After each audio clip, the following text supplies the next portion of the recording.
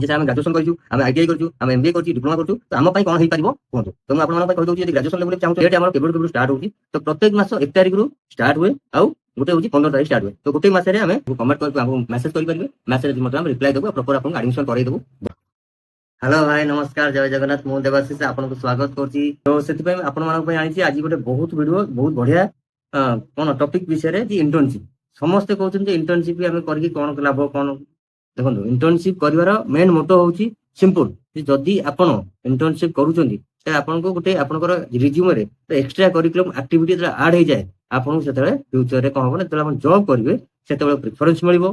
Secondary होची जदी आपण सेटा पढी की सेटा आपण पारे ऐड करूछंती आपण रिज्यूम रे, त आपन को गवर्नमेंट सेक्टर रे भी इंटर्नशिप रे सपोर्ट मिलिबो, प्रेफरेंस मिलिबो। एवं आपन को आ गोटे मेन पॉइंट होची जे जदी आपण कॉलेज रे सबमिट करूछंती त आपन को एक्स्ट्रा मार्क मध्ये फैसिलिटी मिलिबो। तो आपन कहली तीनटा फैसिलिटी मिलिबो एथरे गारंटेड। तो सेति पई हमें आपन पई आनि दिछु आज सीटीटीसी भुवनेश्वर। आपन को तो कहियो पड़िबो नै, समस्त जानछन प्राय सीटीटीसी कोन। तो central tool room and training centre Bhubaneswar, जो थरे की आनि देछि आपन मान पई समर इंटर्नशिप प्रोग्राम बहुत बढ़िया अछि, बहुत डिपार्टमेंट रो अछि। तो मु फास्ट टू स्टार्ट करिया चाहिबी हमर टेक्निकल कोर्स रु, तापर मु धीरे धीरे आपन को आनि देबी जो माने की ग्रेजुएशन करछंती सेमानक पई, आपन को जी अछंती ग्रेजुएशन में एमबीए एमसीए जो माने अछंती सेमानक पई आगु आगु बहुत बढ़िया। तो आपण माने देखंतु लास्ट पर्यंत वीडियो रे आपन को बहुत बढ़िया अपॉर्चुनिटी मिलिबो, शिखिया पड़िबो, आउ ता सहित आपण का चाहिले कोर्स मध्ये करके सर्टिफिकेट मध्ये पाई परिबे। तो प्रथमे हमें कथा हबा जे मेकानिकल प्रोडक्शन विषय रे, ठीक अछि। Mechanical production automobile and equivalent, जो माने मेकानिकल सेक्टर रे करूछन्ती, डिप्लोमा करूछन्ती किबा बीटेक करूछन्ती, सेमानक पई आनिछि कोन कोन कोर्स मु कहि दउछि। मानक पई नै आसीछि आज जोटा कहउतली आपन पई मेकानिकल। तो प्रथमे हम देखिबा मेकानिकल प्रोडक्शन ऑटोमोबाइल एंड जोटा इक्विवेलेंट। तो सेथरे आपन मानको कोन कोन कोर्स मिलिबो मैं आपन कहि दउछि। ये ऑटोकैड काटिया, आउ ता सहित रहइबो यूनिग्राफिक, क्रियो जोटा कि मास्टर कैम, सॉलिड वर्क्स, तापर आपन को सीएनसी प्रोग्रामिंग मिलिंग रहइबो, सीएनसी प्रोग्राम प्रोग्रामिंग लेथ मध्ये रहइबो। तो ये जो कोर्स अछि एथरे आपन कोन कहिबे ना, कोर्स करिया हेले आपन को इंटर्नशिप करिवे 1 मंथ रो कोर्स रहिबो हला। आ सेथरे आपन को दबा पड़िबो केते ना 6336 टका। तो 6336 टका रहिबो। कोर्स बहुत भलो अछि, जदि आपन करिवे आपन को कैरियर में आपन रिज्यूम रे ऐड करि परिबे। कंपनी रो बहुत हाई डिमांडिंग कोर्स रहबो, तो आपन को ऐड करि परिबे आपन रिज्यूम रे, बा आपन कॉलेज मध्ये आपन जानछथि कॉलेज रे फैसिलिटी मध्ये मिलिबो। तो तापर आपन कहि दउछि जे एटा होछि मेकानिकल रहइला। सेकंड रहइला हमर सिविल रो। तो बहुत सारा मते सिविल पिला भी फोन करंती बा मेसेज करछन, सर सिविल कोन अछि। तो सिविल पई आसी जाईछि जे ऑटोकैड आसी जाईछि। तो समस्त जानछथि ऑटोकैड केमति डिमांडिंग कोर्स गोटे। हां, स्टैड प्रो आसी जाईछि, तो 3ds मैक्स आसी जाईछि, आ रेविटी आसी जाईछि। तो ये 3-4टा कोर्स को आपन को 3 सेही रहइबो। 6336 टका कोर्स भी 1 मंथ रो कोर्स, आ आपन मानक पई बहुत बढ़िया अपॉर्चुनिटी जदि आपन माने एटा को कंटिन्यू करछथि बा कोर्स करूछथि। तो तापर आसी जाउछि इलेक्ट्रिकल इलेक्ट्रॉनिक्स। तो 1 बाय 1 आपन कहउछि, भलसे मन रख चाहंतु जे electronics, electrical instrument and telecommunications. तो टेलीकम्युनिकेशंस ऊपर तो कहि दउछि आपन को कोन कोन अछि, आ इलेक्ट्रिकल ऊपर कहि दउछि, आ इलेक्ट्रॉनिक्स। तो इलेक्ट्रॉनिक रे होछि आपन को इलेक्ट्रिकल कैड रहउछि, पीएलसी स्काडा रहउछि, वीएलएसआई रहउछि, एम्बेडेड सिस्टम रहउछि हला। ता सहित इंडस्ट्रियल रोबोटिक्स रहउछि। तो एटा होछि मेन कोर्स, बहुत बढ़िया कोर्स अछि। एटा भी 1 मंथ रो कोर्स रहिबो। आ आपण माने चाहिले तो 1 मंथ रो कोर्स करके आपण को कॉलेज रे माने सबमिशन एटा देई परिबे बहुत इजी रे। तापर आपण को आसीबा जे ये होछि 1 मंथ वाला कोर्स रा। तापर भाबे जे सर आपण आउ जे कम वाला करिया चाहू, बा हम 1 मंथ वाला ग्रेजुएशन वाला कोन करिया चाहिबो। जे सर हम ग्रेजुएशन करिछु, हम आईटीआई करिछु, हम एमबीए करिछु, डिप्लोमा करिछु, तो हम पई कोन हेई परिबो कोंतु। तो मु आपण मानक पई कहि दउछि, यदि ग्रेजुएशन लेवल पे चाहूछथि तले आपण माने करि परिबे कोन ना, जावा करि परिबे, हार्डवेयर को नेटवर्किंग करि परिबे, एसएपी बिजनेस 1 करि परिबे, पाइथन करि परिबे, इंटरनेट ऑफ थिंग्स करि परिबे, एआई एमएल करि परिबे, ठीक अछि। ता सहित डाटा एनालिसिस करि परिबे, हां सीएस को नेटवर्किंग करि परिबे, बहुत बढ़िया अपॉर्चुनिटी। तापर आपण करि परिबे वेब डिजाइनिंग करि परिबे, बहुत डिमांडिंग कोर्स अछि आज का डेट रे। सी प्रोग्रामिंग आपण को अछि बहुत हाई डिमांडिंग कोर्सेस मध्ये अछि आपन। तो एइटा रहले आपण को पूरा 1 मंथ कोर्स वाला।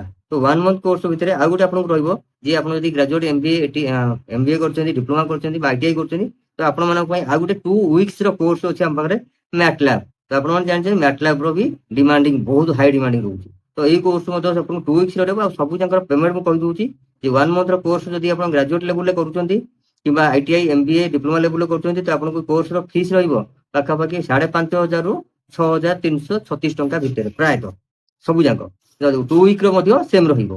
तापर आपण मानक आ गुटे कहि दउची जे इलेक्ट्रोनिक्स जो कहउतली आपण इलेक्ट्रिकल इलेक्ट्रोनिक्स इंस्ट्रूमेंटल हैला तो सेथरे मध्ये आपण रहइबो 2 वीक्स रे गुटे अछि कोर्स से होची इलेक्ट्रिकल मशीन लैब तो इलेक्ट्रिकल मशीन लैब रे भी बहुत डिमांडिंग और इलेक्ट्रोनिक्स मशीन लैब मध्ये डिमांडिंग तो दुईटांग से पाखा पाखी 3500 टका रहउची कोर्स भी रहउची आपण रहउची 2 वीक्स रो कोर्स रहइबो तो एटा जेहेतु सब जंग डिमांडिंग आउ ई फ्यूचर क्रिएटिव जॉब रोल कोन कोर्स सब अछि तो आपण मानकु इन फ्यूचर रे जॉब करबार किछि असुविधा हले आपण शो करि परिबे सर्टिफिकेट्स एंड विथ आपनकर जहा डिप्लोमा डिग्री ग्रेजुएशन करछिन आपन एई लेवल रे कोर्स मिल परिबो ता सहित आपण मानकु कहि देबा चाहूची जे आपण जदि चाहिबे बहुत सारे कोर्सेस अवेलेबल जेमति कि साइबर सिक्योरिटी आपण होची बहुत डिमांडिंग एबे का सिचुएशन को नै कि आउ फ्यूचर पई क्लाउड कंप्यूटिंग आउ साइबर सिक्योरिटी प्रोसेस ऑटोमेशन मेकाट्रोनिक्स है तो ये कोर्स मध्ये बहुत माने बहुत बढ़िया अछि मिनिमम 10टा पिला जदि हेबे गोटे कोर्स रे देन ताले हम एडको कोर्स मध्ये हम करई परिबा और साथ जरे मिनिमम टा पेमेंट रहिछि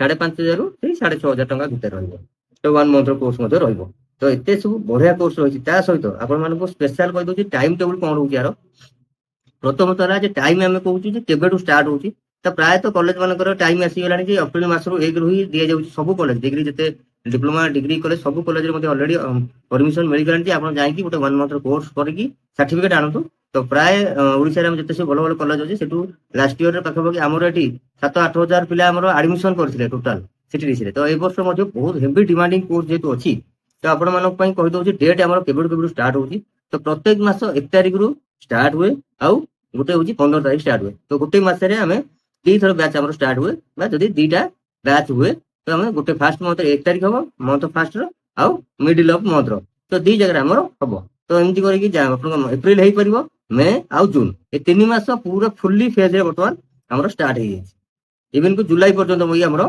कोर्स मध्ये हबो तो 4 मास भीतर आपण चाहिले 1 मंथ वाला कोर्स करि परिबे आउ हमर एते पिला होंदी जे हमको शिफ्ट चेंज करिया पड़े जेंति कि सकाळ 7टा रु नै कि हमर राति 9टा पर्यंत हमर स्टाफ माने हमर जो कलीग माने अछंती ट्रेनर माने अछंती बहुत सपोर्टिव हिसाब रे आपण मानको कोर्स विषय सिखाली आ आपण माने मन रखता जे सीटीटीसी रे आपण 1 मंथ रो कोर्स करिवे आउ बाहर कोडी करिवे तो डिफरेंट होची आकाश पाताल फरक काहे कि ना सीटीटीसी रे गोटे एमिरी कोर्सेस रो फैसिलिटी कोकतेन जे 100% आपण प्रैक्टिकल रो सपोर्ट रहिबो आउ अचीवमेंट आपन को इजी लागिवो जो दिन से आपन को एते कष्ट लागुथो ना सीटीटीसी रे कोर्स करले आपन को बहुत इजी लागिवो आ कोर्स ना करिया पई आपन को सार माने आपन को ट्रेनर माने जे रहले आपन बहुत प्रकार सपोर्ट करिवो ठीक अछि तो सेकंड कथा हम आपन कहि दोछि जदी आपन कोनोसी गोटे स्कूल कॉलेज रो आसुछन सपोज कोनोसी गोटे कॉलेज रो आसुछन से कॉलेज रो गोटे ग्रुप करिक आसुछन 20 पिला हम एका संगे जीवु ये एका संगे हम कोर्स करिवु संग माने मिसी आसंती तो बेटर हो जदी आपन 20 पिला मिनिमम आसुछन तेला आपन एक्स्ट्रा 10% रो डिस्काउंट मध्ये मिलिबो जहा आपन को कोर्स फी रहिबो ता धीरे 10% डिस्काउंट मध्ये